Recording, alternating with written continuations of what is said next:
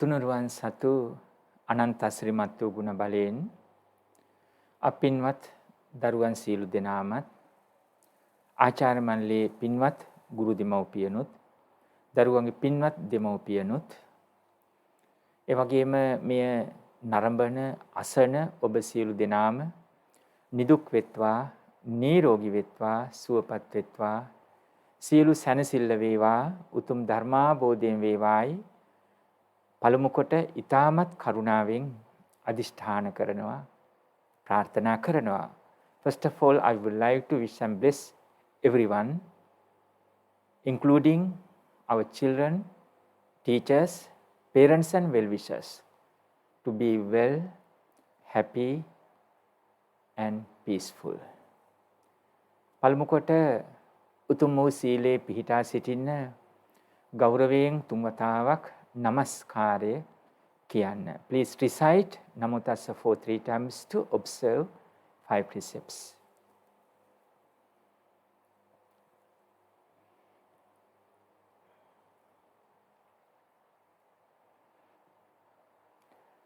Buddhaං සරණං ගච්ඡාමි. ධම්මං සරණං ගච්ඡාමි. සංඝං සරණං ගච්ඡාමි.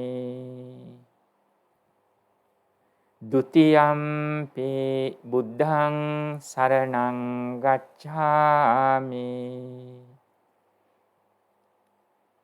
ဒ ුතියම්පි ධම්මං සරණං ගච්ඡාමි.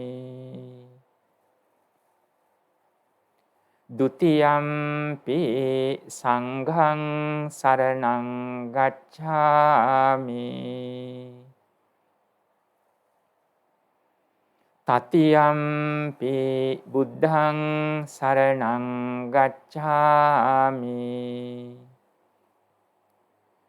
තතියම්පි ධම්මං සරණං ගච්ඡාමි. තතියම්පි සංඝං සරණං ගච්ඡාමි. තිසරණ ගමනං සම්පුන්නං පානාති පාතා වේරමණී සික්ඛාපදං සමාදියාමි.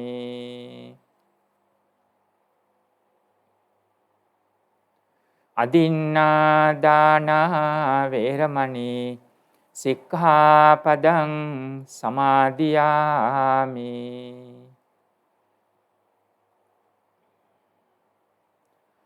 කාමේසු මිච්ඡාචාරා වේරමණී සික්ඛාපදං සමාදියාමි.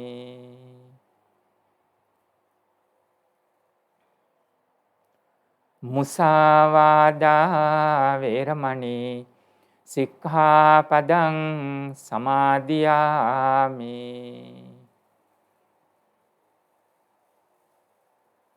සුරාමේරය මජ්ජපමා දට්ඨානා වේරමණී සික්ඛාපදං සමාදියාමි.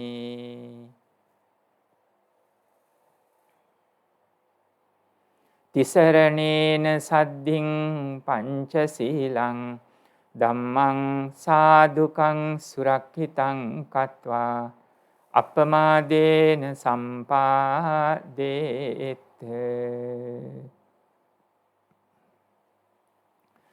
පින්වත් දරුවනි, පළමුවෙන්ම මතක් කරන්න කැමති මේ පවතින කොරෝනා වෛරසය ඊටාම භයානකයි, බියකරුයි.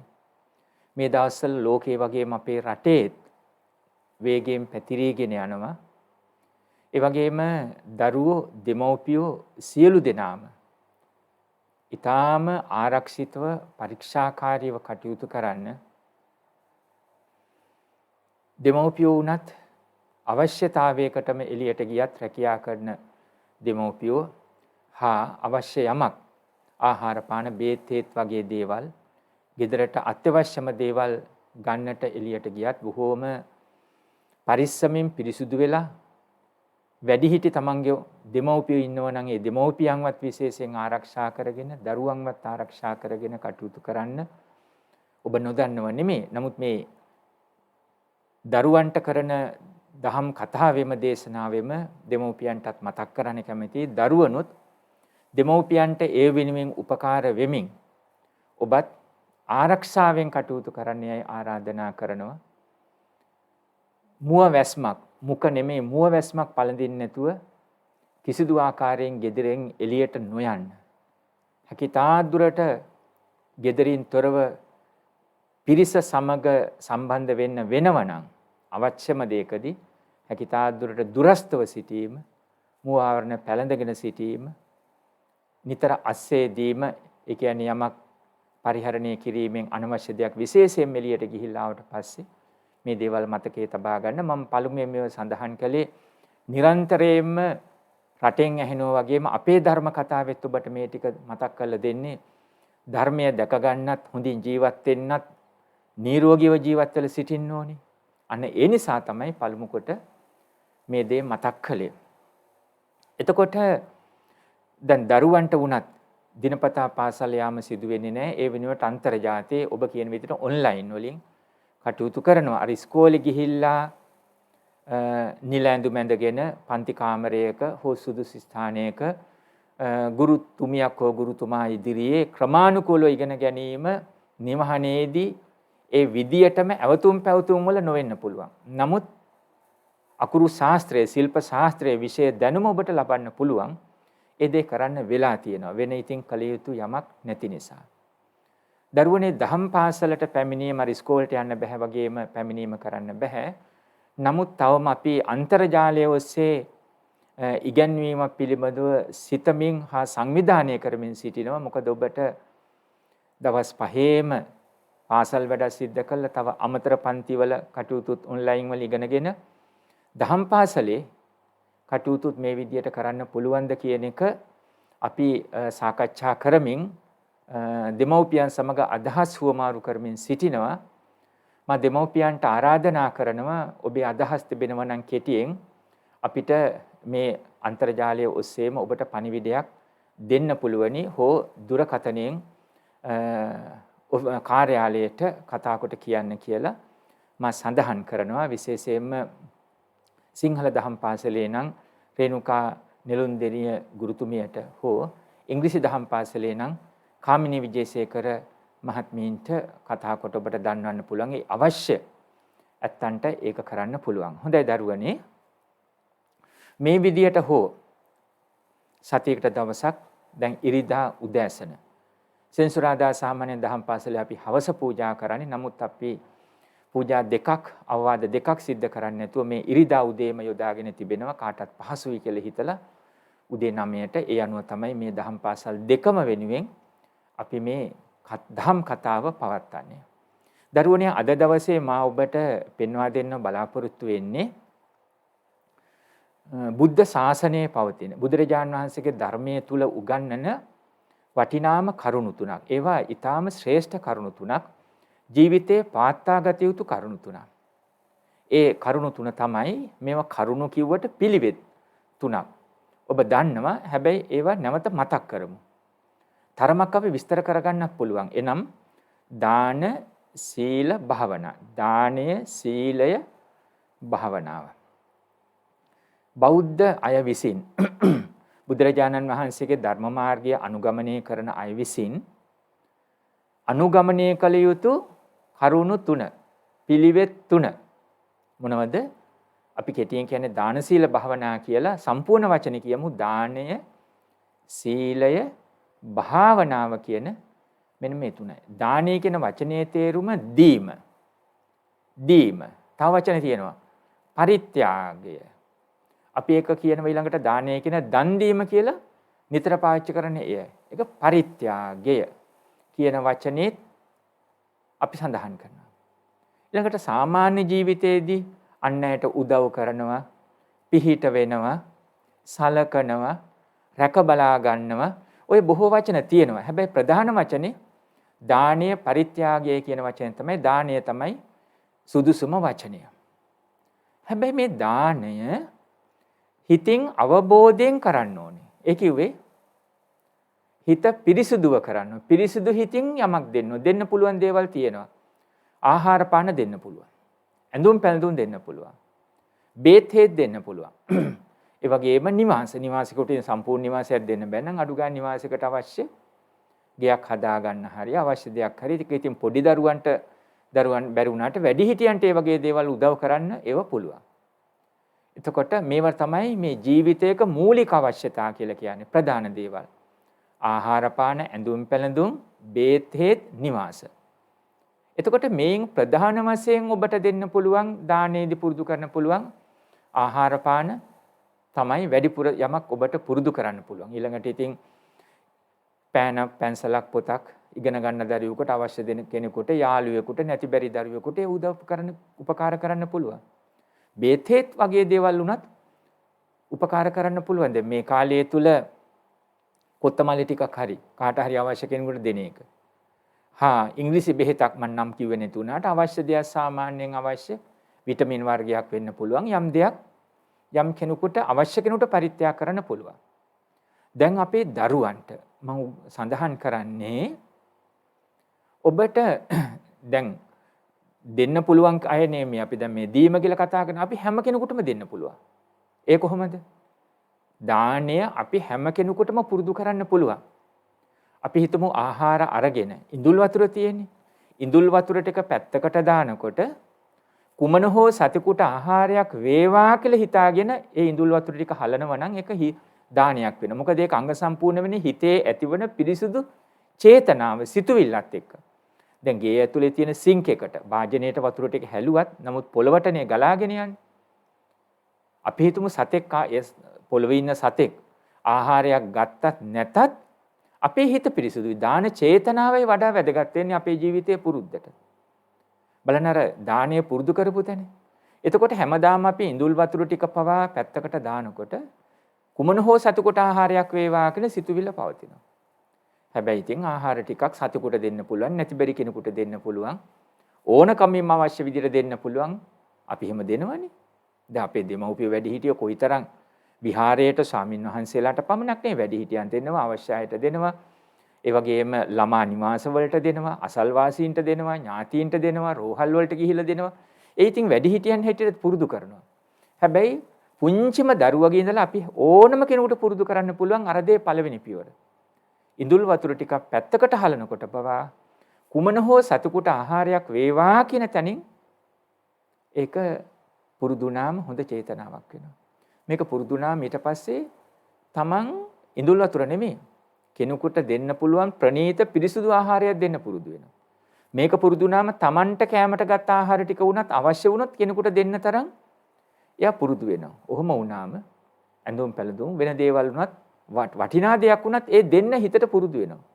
මොකද මේ දේවල් ඔක්කොම ජීවත් වෙන්න සතුටින් ජීවත් වෙන්න උපකාර කරන දේවල්. දැන් මේ දරුවන්ට අමුතෙන් අපි කියන්න ඕනේ බය වෙන්නේ නැහැ ඇහුවට. මේ දෙනකොට මේ මොකවත් අරගෙන යන්නේ නැහනේ. ඉතින් ජීවත් වෙන්න කාලේ දැන් වැඩි හිටියෝ නම් වෙහෙස මහන්සිල උපයා ගන්නවා. අපිත් එහෙමයි දෙමව්පියන්ගෙන් ලැබුණත් මං කියන්නේ මේ දරුවෝ ගැන පෑන පැන්සලක් හරි තියෙන අය යාළුවෙකුට නැති බැරි කෙනෙකුට අවශ්‍ය කෙනෙකුට පොඩ්ඩක් හරි පරිත්‍යාග කරන්න පුළුවන්. ඒකට හිත පුරුදු වෙනවා. සමහර දරුවෝ ඉන්න ඉස්කෝලේ ගියත් යාළුවා හරි පන්තියේ කවුරු හරි එදා කෑම ගෙනල්ලා නැත්තම් අර ටික හුවමාරු කරගන්නවා, බෙදා හදා ගන්නවා. සමහර දරුවෝ ඉන්නවා කෑම එකම දෙන්න පුළුවන් ඈත් ඉන්නවා. තමන් බඩගින්න ඉන්න කියන එක නෙමෙයි. එතකොට ඒක බෙදාගෙන තමන් ආහාරයට ගන්න පුළුවන්. නමුත් ඒ විදිහට හිත පුරුදු වෙනවා. දරුවනේ ලොකු මහත් වුණාම දැන් බෝධිසත්වතුමෝ නිවන් පතන අපේ බුදුරජාන් වහන්සේ රහතුන් වහන්සේලා බෝධිසත්වතුම දැන් අපි වුණත් බෝධිසත්වතුම වෙන්න පුළුවන්. ওই බාහිර වස්තු ඒ වගේම ඊට පස්සේ දැන් අද කන්න ලේ දන් දෙන්න පුළුවන්, ඇස් දන් දෙන්න පුළුවන්, වකගොඩු ආදී වශයෙන්. අවසානයේ බුදු වෙන උතුම ජීවිතය පවා දන් දෙනවා. දහම් කතාවේ පෙන්눔 කරන්නේ එයයි. නිසා දානය හැකි ආකාරයෙන් ටික ටික නමුත් පුරුදු වුණාම ඒක හිතේ තමයි සකස් වෙන්නේ. පිරිසුදු හිත. අර හිතෙන්නේ අපි ඕන දෙයක් අල්ලගෙන ඉන්නේ. ඒකට කියන්නේ තෘෂ්ණාව කියලා අහලා තියෙනෝනේ. ලෝභකම කියලා, ගිජුකම කියලා. හිත අන් අයට දෙන්න උදව් කරන්න උපකාර කරන්න පුරුදුනාම හිත සංසුන් වෙනවා. කිලිටු හිතක් වෙන්නේ නැහැ. නිර්ලෝභී හිතක් වෙන එක gederin ඔබට දැනේ. gederin ඉන්න අයියලා අක්කලා නංගිලා මල්ලිලා වුණත් බෙදා හදා ගන්නවා. දැන් අද කාලේ හෙට්ටෙන් චොක්ලට් එකක් හරි තමන් කැමති මොනවා හරි අමුණු ගමන් තමන් විතරක් ඒක ගන්නෙ නැහැ. පොඩ්ඩක් වුණත් පුංචි දෙයක් වුණත් බෙදා හදා ගන්නවා. අම්මා තාත්තා තමයි සමහරට දෙන්නේ. නමුත් අම්මා තාත්තටත් දීලා පවුල ඔක්කොම බෙදා හදා ගන්නවා. තනියෙන් කෑම කන්නේ හංග ගන්නෙ නෑ. දෙන්න පුරුදු වෙනවා. දාණයට පුරුදු නම් පිරිසුදු හිතක්. ඒ පිරිසුදු හිත ඊළඟට තද හිතක් වෙන්නේ කේන්ති ගන්න අනිත් අය රවට්ටන්න ඕනම දෙයකට තදින් ඇලෙන්න එහෙම හිතක් බවට පත් වෙන්නේ. ඒ පිරිසුදු හිතට ඊළඟට ඉගෙන ගන්නත් පහසුයි. හොඳට කරුණු මතක හිටිනවා. හොඳින් වැටහෙනවා. හිතන්න පුළුවන්. හොඳට නිින්ද යනවා. නිින්දෙන් හොඳට පිබිදෙනවා. අඬන්නේ වැළපෙන්නේ අඟට අමාරුවක් නැතුව. නපුරු සීන දකින්නර මෛත්‍රී භාවනාවේ උගන්වන ආනිසංස මේ දාණයෙන් පිරිසුදු වුණාම දැන් අන්නයට උදව් කරනකොට යමක් දෙනකොට පිරිසුදු හිතක් මෛත්‍රී හිතක් ඇති වෙනවා. එය ක්‍රමක්‍රමයෙන් හොඳ ගුණධර්ම වලට හේතු වෙනවා දාණය.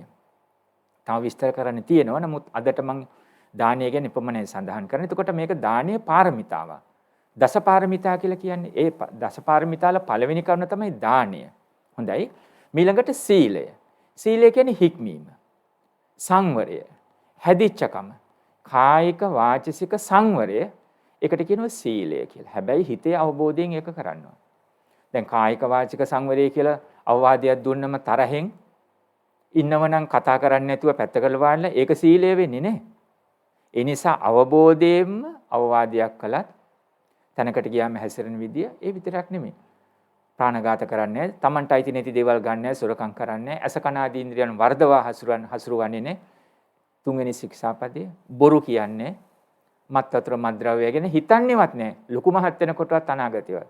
ඒව නපුරුයි. ඒව ජීවිතේ විනාශ වෙනවා. දැන් ඒක සීලය පෙන්눔 කරන ගුණ. හැබැයි සීලය සකස් වෙනුනේ හිතේ. හිතෙන් මම හොඳ කෙනෙක්. දෙමව්පියෝ ගුරුවරු වැඩිහිටියෙක් අවවාදයක් දෙනකොට තමන්ගේ අතේ වැරද්දක් නැතිනම් තරහෙන් වෛරයෙන් නෙමෙයි කෑ ගහන්නේ. කරුණාවෙන් මෛත්‍රියෙන් කතා කරන්න පුළුවන්. හැබැයි තමන්ගේ අඩුපාඩුවක් අවංකවම හදාගන්න පුළුවන්කම ලැබෙන්න ඕන. හැබැයි එහෙම කළත් සමහර අය ඉන්නෝ කතා කරන්නේ නැති ඉන්නෝ ඊළඟ එහෙම නැත්තම් තරහෙන් ඉන්නෝ යන එනකොට සැරෙන් ඇවිදිනෝ අතට අහුවෙන් දේවල් වීසි කරන්න පුළුවන්. අපේ රටේ කියන විදිහට ගිරි යටින් කෑ ගහන්න පුළුවන්. ඒක සීලයක් නෑ.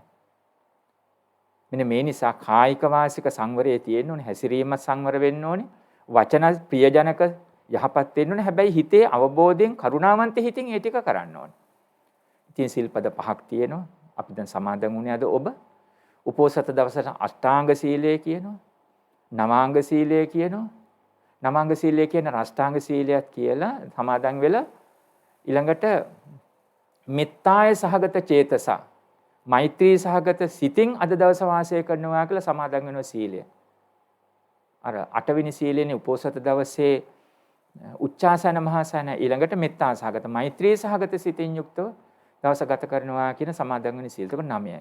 දස සීලය පැහැදිලිනේ. ඒක ඔබ දන්නවා. හොඳයි මේ විදිහට සීලය ගැන දක්වා තිබෙනවා. හැබැයි ඒ සීලය වැඩි හිටියන සඳහන් කළොත් නිවන අරමුණු කරන සීලයක්ම වෙන්න ඕනේ. නැත්තම් පැත්තකට වාඩි වෙලා නිස්සද්දව ඉගෙන ගන්න නැතුව ඔතෑනි විදියට ඉන්න එක හැදිච්චකම සීලය කියලා හැටියට ගණන් ගන්නෑ. කීකරුකම සංවරකම තිබෙන්න ඕනේ. හැබැයි දක්ෂ අවශ්‍ය තැන කටයුතු කරන වචනය සංවර, ක්‍රියාව සංවර, ගුරු දෙමව්පියන්ගේ වැඩිහිටියන්ගේ යහපත් වූ අවවාද වලට නැමෙන, තරහ ගන්නෙ නැති කීකරු යහපත් වූ දරුවෙක් වෙනවා. එතන තමයි හැදිච්ච දරුවේ සිල්වත්. ඊළඟට 3 භාවනාව.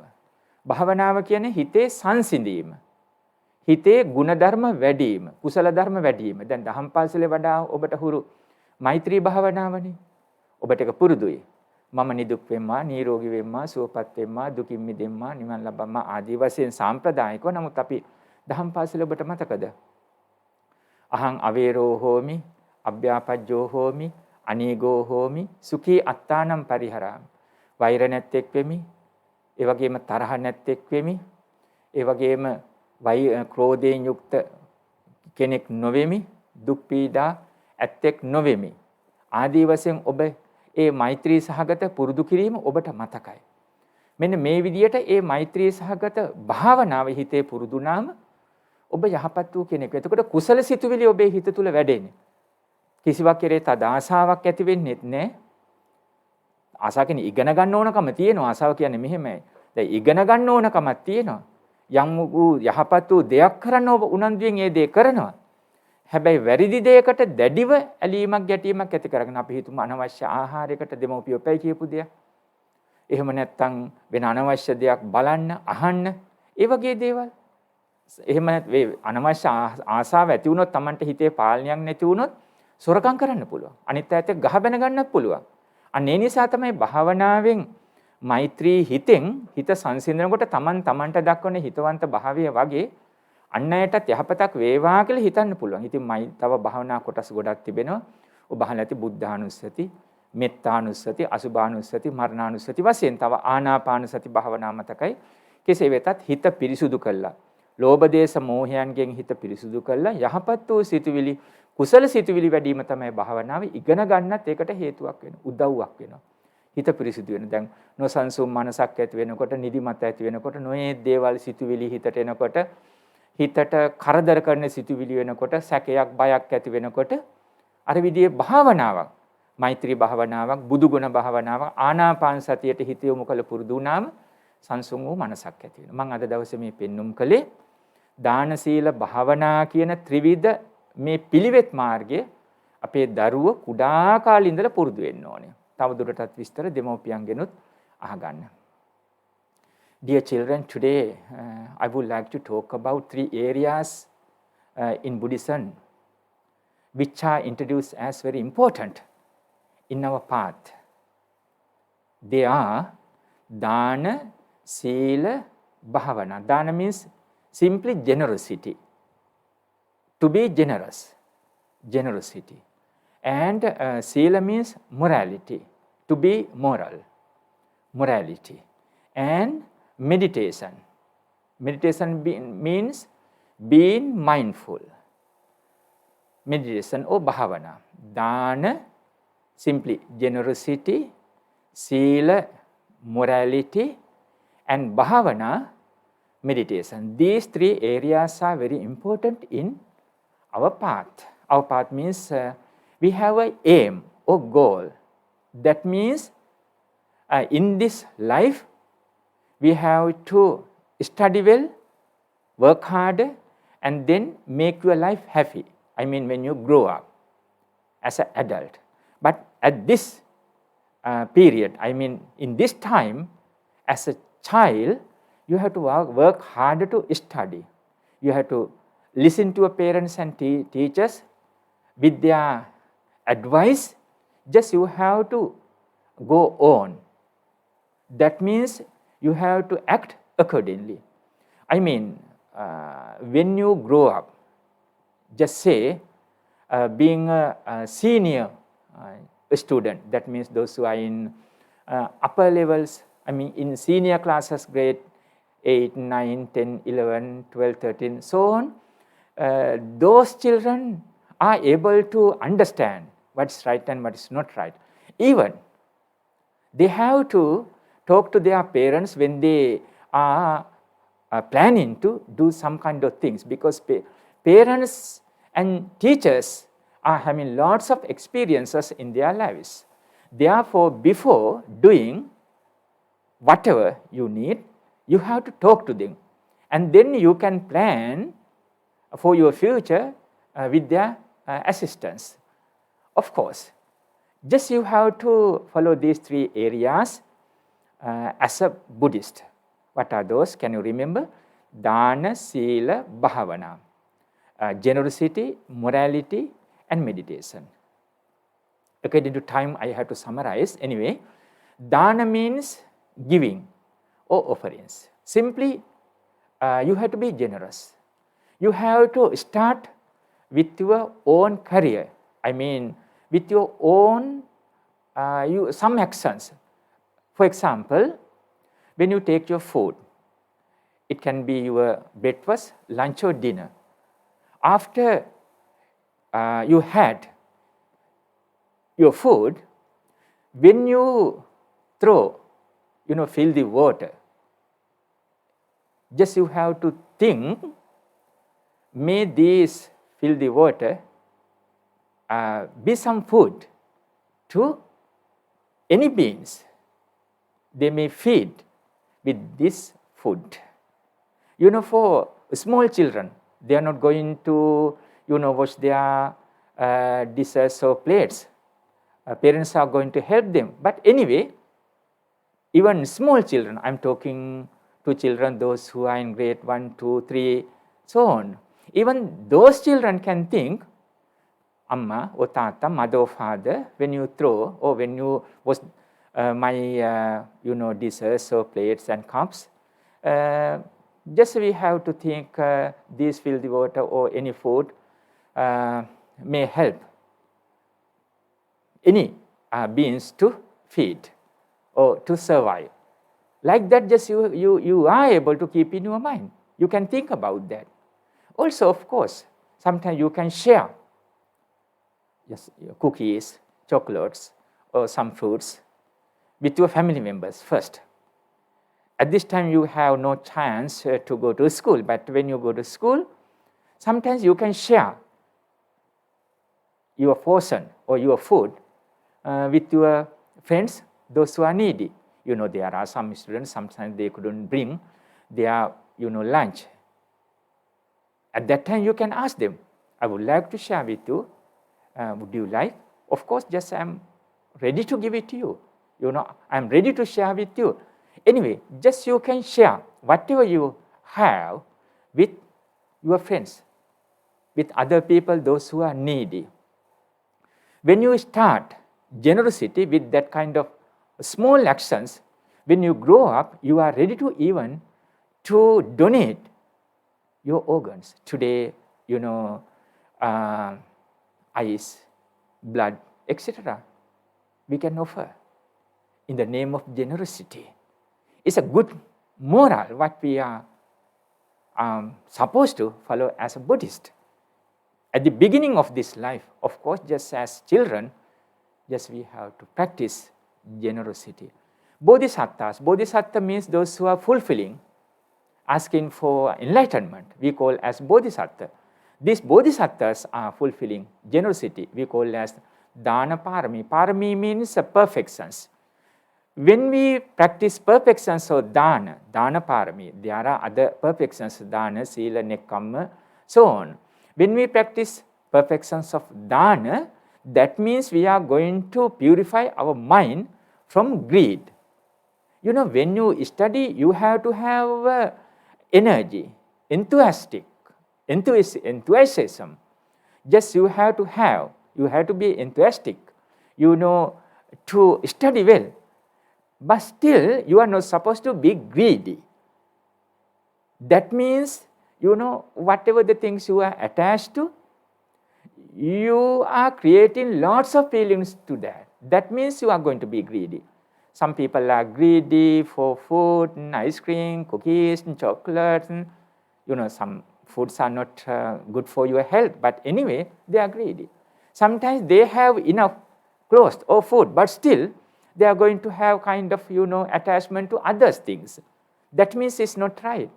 That means you are creating bad things, so you are accumulating evil. So that's why when we practice generosity, that means we are going to be a generous person or virtuous person, and then we are able to purify our mind from strong attachment. It helps us to clean our mind and then to store lots of good things in our memory. That means we are having a good memory in our mind because our mind is pure and clean. It's helpful for your studies. Therefore, you have to be a generous person. Just we have to say we have to practice generosity. Number two is, second one is morality. You have to be a moral person. Discipline. You have to be disciplined. You have to be disciplined by yourself. Behave yourself. People used to say that means, as a small child, it's parents' duty. They have to make your child right. Parents have to teach what is right and what is not right. What is punya and what is papa. These are papas. That means these are evils, bad things. Therefore, dear my child or daughter or son, You are not supposed to do these things. It's bad. You know, if you are going to follow these bad things, so papa, definitely you are going to reborn in one of hells after this life. You know, being a human is so rare. We have done lots of good things to be a human. As a result of that, we became a human. You don't want to lose this very important life or noble life. By saying or by teaching like this, parents' duty, just they have to avoid these papas, you know, when their children follow these evils. And then children slowly they learn how to prevent bad things, but to continue good things. That's why the Buddha said, Papa nivaranti kalyani nivesinti. Parents are going to make their children happy by teaching how to practice good things, but not to follow bad things or evil things. Papa nivaranti kalyani nivesinti. You have to avoid bad things, but to encourage good things. It's parents' duty. But when you grow up, dear children, you are in senior classes or you are as a young students, you are growing up.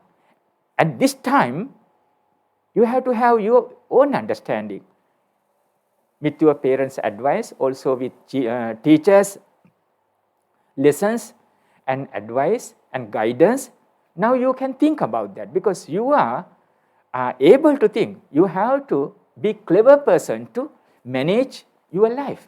And then you know, whenever the things you face, at that time, your trained mind starts to, make you or guide you what to do or what not to do. Otherwise, parents can't stay behind you all the time. You have to be disciplined by yourself all the time. That means morality. You have to have a moral life. There are 5 precepts, what we observed before. At the same time, there are 8 precepts, especially you are observing on 4 days. Also, there are 9 precepts. With metta sahagata cetasa, that means with loving kind of thoughts, just I am going to spend my day. I observe that precept. That means the 9 precept of 9. That's the last one of 9 precept we call as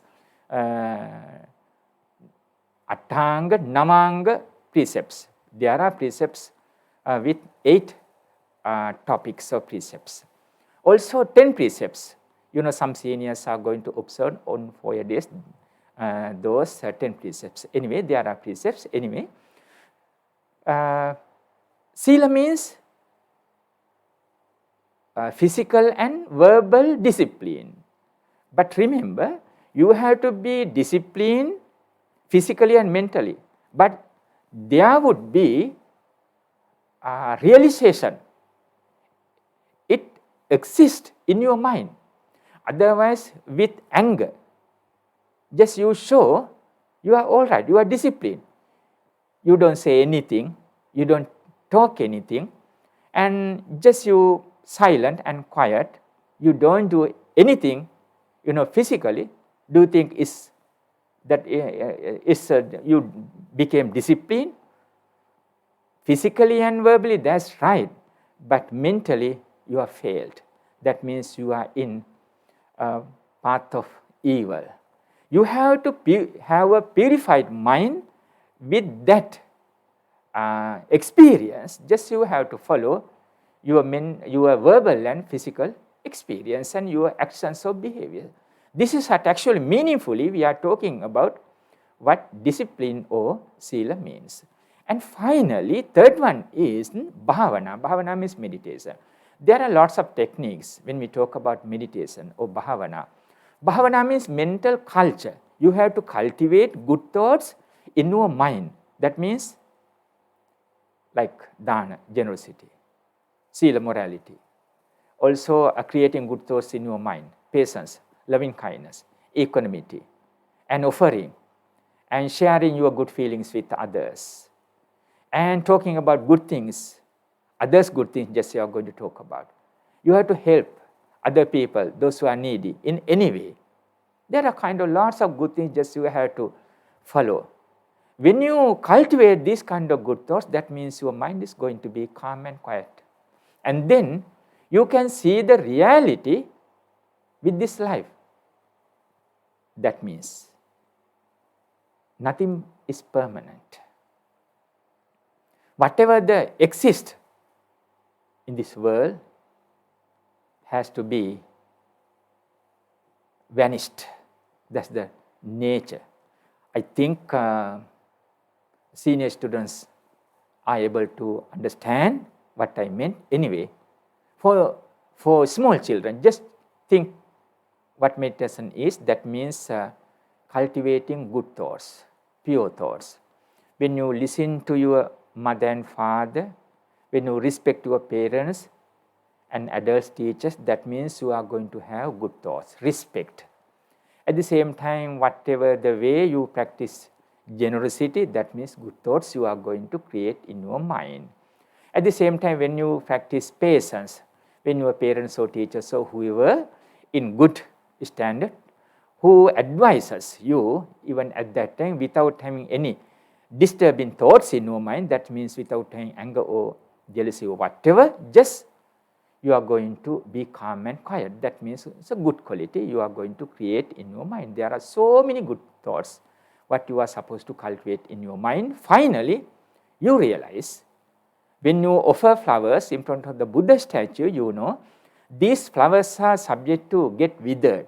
Having comparison with my own body, my body is subject to get sick and old. Finally, we have to leave this world anytime. By knowing this truth, just I have to work harder, study well, have to be a good child to my family. I have to be an obedient child to my mother, father, brothers and sisters, grandparents, etc. Finally, you can be a good citizen or good Buddhist to whole world. Your life is no harm for anyone else, even for tiny creatures. You respect all living beings. This is such today I am explaining as 3 areas as Buddhists are supposed to practice in their life. What are those? Dana, Sila, Bhavana, generosity, morality, and meditation. තුනුරුවන් සතු අනන්ත ශ්‍රීමත් වූ ගුණ බෙලෙන් අපේ දරුවන් සියලු දෙනාම ගුරු දෙමව්පියෝ මේ ශ්‍රවණය කළ නරඹු ඔබ සියලු දෙනාම නිදුක් වෙත්වා, නිරෝගී වෙත්වා, සුවපත් වෙත්වා. තුනුරුවන් සතු අනන්ත ශ්‍රීමත් වූ ගුණ බෙලෙන් ඔබ හැම දිනාටම හැම සැනසෙල්ලක් යහපතක් වේවා. නිර්වාණ බෝධිය පිණිසම හේතු වේවා. By the blessings of the Buddha, Dhamma and Sangha, our dear children, teachers, parents and well-wishers, be well, happy, peaceful and finally attain supreme Nibbana.